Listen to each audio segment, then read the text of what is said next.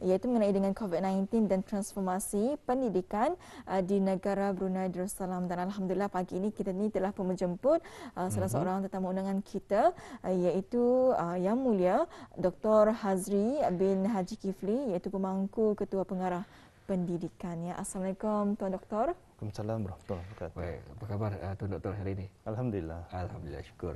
Baik, kita akan menyentuh ya Tuan mengenai COVID-19 dan transformasi pendidikan di negara Brunei Darussalam. Dan seperti kita ni maklum ataupun juga kami kongsikan pada pagi ini, iaitu International Day of Education akan diraikan pada 24 Januari 2022 bertemakan Changing Course, Transforming Education. Maka untuk itu Tuan Doktor mungkin dapat kongsikan antara perubahan di masa kini dalam pendidikan yang akan diungkayahkan oleh pihak Kementerian Pendidikan. Tuan. Terima kasih. Bismillahirrahmanirrahim. Assalamualaikum warahmatullahi wabarakatuh dan salam sejahtera. Ya. Terlebih dulu saya ingin merakamkan setinggi terima kasih kepada pihak Radio Television Brunei kerana bersedia untuk menjemput saya pada pagi ini bersempena dengan hari antarabangsa pendidikan ataupun International Day of Education yang sebenarnya dikelolakan oleh UNESCO yang disambut pada setiap tanggal 24 Januari. Jadi sambutan pada tahun ini adalah yang kali keempat sebenarnya. Jadi tema pada tahun ini seperti yang dinyatakan tadi itu ialah Changing Course, Transforming Education. Yeah. Ataupun kalau tadi translate ke bahasa Melayu, roughly lah maksudnya mengubah haluan, mentransformasi pendidikan. Yeah. Jadi tujuan utama tema ini ialah untuk negara-negara yang terlibat ini untuk mempamerkanlah, mempromosi transformasi pendidikan yang ada yang dapat membantu mengubah kehidupan seseorang itu kepada satu tahap yang lebih mampan dan inklusif. Dan khususnya fokusnya pada tahun ini ialah melihat bagaimana sistem pendidikan itu dapat mengemudi ataupun menerajui transformasi pendidikan secara digital. Seperti yang tadi dapat lihat semasa COVID-19 ya. Jadi melihat bagaimana sistem pendidikan itu dapat memberi sokongan kepada para guru, para pelajar dan sebagainya. Atau bahkan dipromosi dorang. Jadi berbalik kepada soalan tadi mengenai dengan perubahan-perubahan yang telah dilaksanakan oleh Kementerian Pendidikan pada semasa COVID-19, insyaAllah akan saya kupas dengan menghubung kaitkannya dengan pandemik COVID-19 inilah. Jadi seperti yang tadi sedia maklum, pandemik COVID-19 ini telah memberikan satu cabaran yang besar yang tidak diduga, yang telah memberikan impak bukan saja kepada pendidikan, bahkan kepada semua sektor yang ada. Bukan saja di Brunei Darussalam, malahan seluruh dunia. Jadi kalau kita lihat, cara kehidupan tadi sudah berubah. Cara kita bersosial berubah, cara kita berinteraksi dengan komuniti, dengan keluarga, cara bekerja pun berubah. Banyak orang tadi masa itu work from home. Cara tadi belajar berubah, cara mengajar pun berubah. Jadi di sana kalau tadi dapat lihatlah, di sana tu dapat kita lihat hubungan di antara manusia tu, teknologi dan alam sekitar itu adalah amat penting. Baru kita terasa kalau dulu teknologi ini orang sambil lewat saja. Ada aplikasi ini pun jamin dia peduli juga. Tapi masa ini baru sebenarnya berguna. Baru tadi tahu ada aplikasi ini. Ini boleh pakai untuk pekerja, ini boleh untuk belajar dan sebagainya. Jadi di sana tu nampak COVID-19 itu menimbulkan orang kesedaran lah betapa pentingnya sekolah ini dilengkapkan dengan infrastruktur dan teknologi yang berpatutan lah agar para pelajar tani dan para guru ini dapat disiapkan dengan kemahiran dan kompetensi lah untuk orang dapat adapt pada suasana digital ini. Secara tidak langsung juga pandemik ini telah membuatkan sistem pendidikan bukan saja di negara Brunei Darussalam, malahan di seluruh dunia untuk berfikir kembali, melihat kembali apakah transformasi yang perlu dilaksanakan ataupun kalaupun sudah ada mungkin dicepatkan dalam menyahut norma baharu pada masa ini, especially dengan keperluan digital ini. Jadi kalau kita melihat pada krisis pandemik COVID-19 ini juga, kalau orang selalu melihat secara negatifnya, macam keburukannya. Tapi pada masa yang sama, kita ini perlu melihat positifnya juga. Ianya telah memberikan tadi peluang, kata orang opportunity untuk berubah.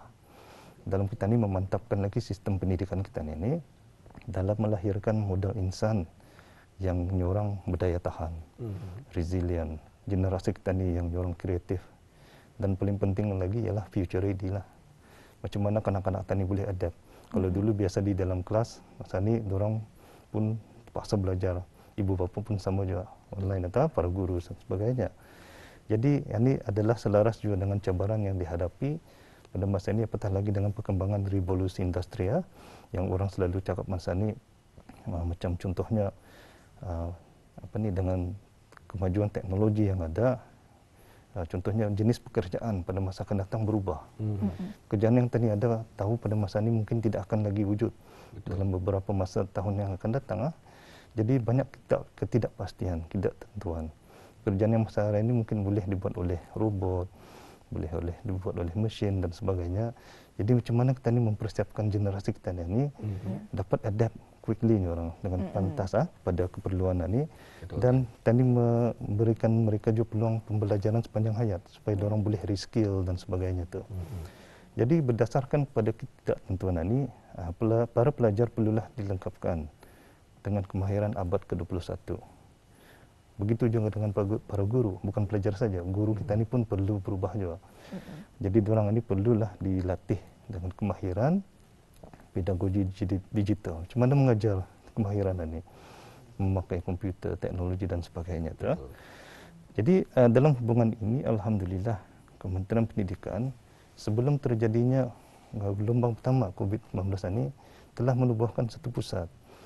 Pusat itu yang dinamakan Educational Technology Center ataupun Pusat Pendidikan Teknologi, EdTech itu short formnya, untuk mendukung penggunaan teknologi pendidikan. Jadi dapat diserapkanlah teknologi pendidikan ini ke dalam pengajaran dan pembelajaran agar para pelajar dan ini celik digital, digitally literate lah ni orang. Jadi pusat ini berperanan mengembangkan pendekatan pembelajaran digital, contohnya dalam pembuatan smart classroom, digital content dibuatnya untuk rujukan para pelajar dan juga para guru sendiri untuk pembangunan kapasiti mereka.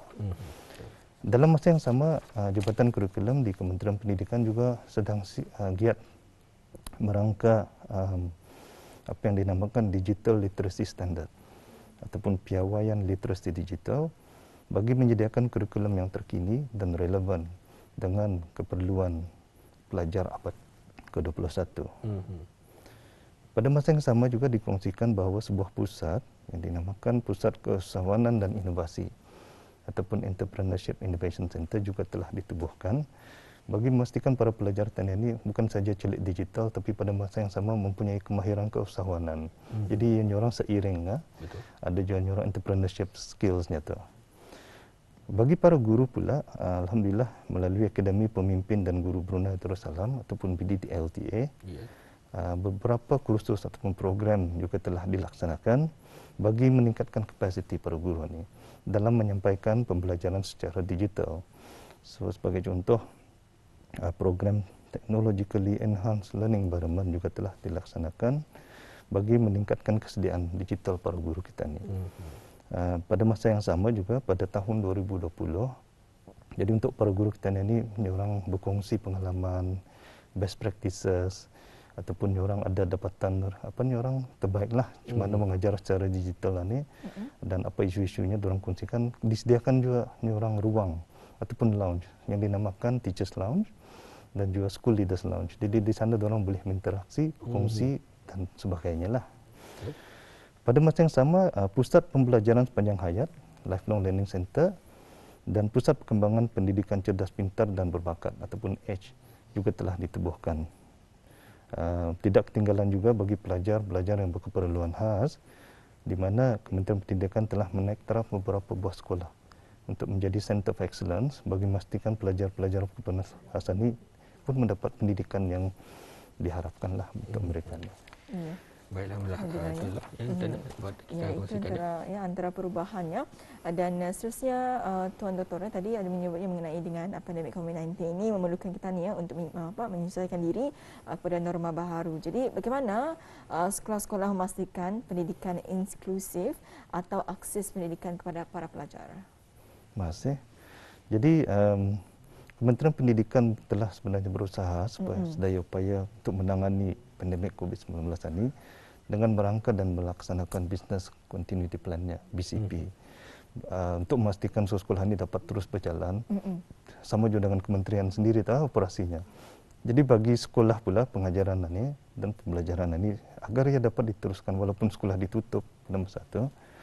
Jadi sistem pembelajaran dan pengajaran di rumah ataupun home based learning telah dilaksanakan melalui beberapa landasan, termasuklah di samping itu penyediaan home learning pack. Ada juga parent yang terdapat internet, jadi disediakan home learning pack diberikan pada mereka. Dan pada masa yang sama, alhamdulillah dengan kerjasama pihak Radio Television Brunei juga ada disediakan program TV pendidikan. Boleh juga orang belajar dari TV ya. Jadi untuk menangani keperluan teknologi, misal tadi tahu ada semua pelajar terdapat peranti dan sebagainya devices. Alhamdulillah Kementerian Pendidikan telah bekerjasama rapat dengan Kementerian Pengangkutan dan Infokomunikasi (MTIC) dan pihak Otoriti Industri Teknologi Infokomunikasi ataupun orang AITI ya. Dan serta syarikat-syarikat telekomunikasi di negara ini, telcos kita ni, bekerjasama rapat dalam memastikan penyediaan peranti dan akses kepada internet dapat diberikan kepada pelajar yang kurang berkemampuan. Jadi macam start tahun 2020 dan 2021 itu ada satu kempen yang dinamakan Device Donation Campaign, di mana orang ramai dan syarikat-syarikat adalah dipelawan untuk memberikan sumbangan peranti.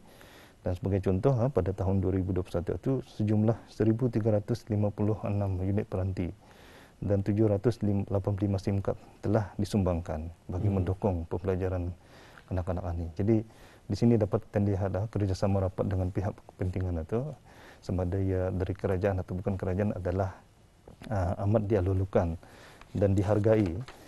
Bukan saja untuk membagi perantinya orang kepada pelajar itu, tapi memastikan sekolah dapat menyampaikan penyampaian pendidikan yang cemerlang dalam masa yang sama.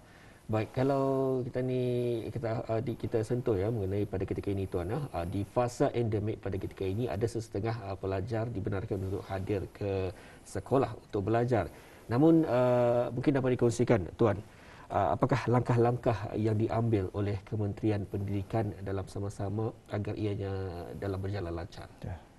Alhamdulillah, kesejahteraan para pelajar ini memanglah satu keutamaan Kerajaan Kebawah Duli Yang Maha Mulia Paduka Seri Baginda Sultan dan Yang di-Pertuan Negara Brunei Darussalam. Jadinya antara langkah utama yang telah dilaksanakan sebelum fasa endemik ini bermula, seperti yang tadi ramai juga sudah tahu, telah dilaksanakan program vaksinasi bagi pelajar yang berumur 12 tahun hingga 17 tahun, bagi memastikan mereka ini selamat sebelum diorang dapat hadir ke sekolah secara fizikal. Jadi ianya dilaksanakan dengan kerjasama Kementerian Kesihatan, dengan Kementerian Pendidikan dan Kementerian Hal Ehwal Agama.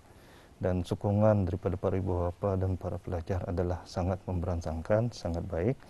Dan ianya menunjukkan betapa masyarakat kita inilah, para ibu bapa terutamanya, mempunyai kesedaran yang tinggi. Perlunya kita ini menjaga keselamatan, bukan saja untuk anak diorang, tapi keseluruhan masyarakat dan rakyat di negara sama-sama membendung penularan COVID-19. Di peringkat sekolah pula memanglah persediaan rapid dibuat bagi memastikan bila guru, warga sekolah dan pelajar yang dibalik ke sekolah semuanya adalah dalam keadaan yang baik, selamat dan teratur mengikut SOP yang disediakan oleh Kementerian Kesihatan itu. Dan cuma pelajar yang mempunyai 2 dos dibenarkan pada peringkat pertama fasa endemik yang telah bermula pada 3 Januari 2022 bagi pelajar tahun 10 ke atas, pendidikan teknikal pun juga, pengajian tinggi dan sebagainya dan mereka ini diperlukan untuk mengambil ujian ART ataupun antigen rapid test. Jadi kalau yang negatif saja baru dibenarkan orang ini meneruskan persekolahan.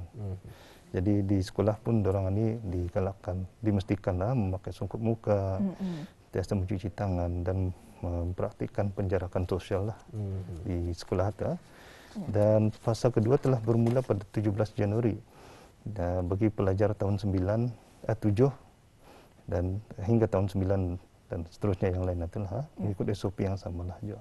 Ya, alhamdulillah ya. Jadi tuannya sebelum kita mengakhiri wawancara kita pada pagi ini, secara ringkas ya tuannya, apakah seranan tuan doktor bersempena dengan International Day of Education ini? Silakan. Sebagaimana juga hasrat International Day of Education ini, yang menekankan kepada pendidikan yang inklusif dan memberikan peluang pada pembelajaran sepanjang hayat. Dapat dilihat di sini ini apa yang perlu diteruskan ialah penglibatan berterusan pihak berkepentingan daripada agensi kerajaan dan bukan kerajaan, para ibu bapa, ketua masyarakat dan sebagainya, dalam sama-sama memastikan penyampaian pendidikan ini dapat diteruskan dengan cemerlang. Dapat dilihat semasa pandemik COVID-19 ini, di sana is classic example of whole nation approach. Sama-sama kita ni orang bekerjasama bersatu. Alhamdulillah. Ini adalah dalam sama-sama mendukung misi Kementerian Pendidikan untuk memberikan pendidikan holistik bagi mencapai potensi sepenuhnya untuk semua dan juga untuk mencapai visinya pendidikan berkualiti negara dinamik. Dalam kesempatan ini juga saya bagi pihak Kementerian Pendidikan ingin mengucapkan setinggi-tinggi terima kasihlah kepada para guru dan warga sekolah Tania yang telah bertungkus lumus korban masa tenaga bagi memastikan penyampaian pendidikan kepada para pelajar dapat diteruskan dengan sebaiknya.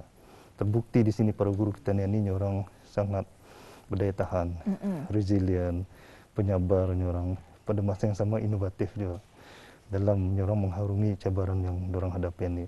InsyaAllah sama-samalah Tani meneruskan usaha ini bagi mendukung matlamat wawasan Brunei 2035 untuk melahirkan rakyat yang berpendidikan, berkemahiran tinggi dan berjaya, serta beridentikan kebruneian. Pada masa yang sama berciri global, namun punya jati diri serta nilai rohani yang tinggi, lagi berpegang teguh pada falsafah Melayu Islam Raja. Terima kasih. Alhamdulillah. Alhamdulillah. Terima kasih, Tuan. Di atas pengungsian kita ni bersama cukup padat dan sudah tentunya mengharapkan kepada bes kita sama-sama untuk berganding bahu dalam kita ni mendidik anak-anak bangsa kita ni agar dapat mereka meneruskan kehidupan mereka sebaik yang mungkin. Baik, kita ucapkan terima kasih kepada narasumber kita yang mana berkesudian untuk menyentuh mengenai COVID-19 dan transformasi pendidikan di negara Brunei Darussalam, iaitu bersama Yang Mulia Dr. Hazri bin Haji Kifli, pemangku Ketua Pengarah Pendidikan. Sekali lagi kita ucapkan terima kasih Tuan Doktor. Assalamualaikum. Assalamualaikum warahmatullahi wabarakatuh.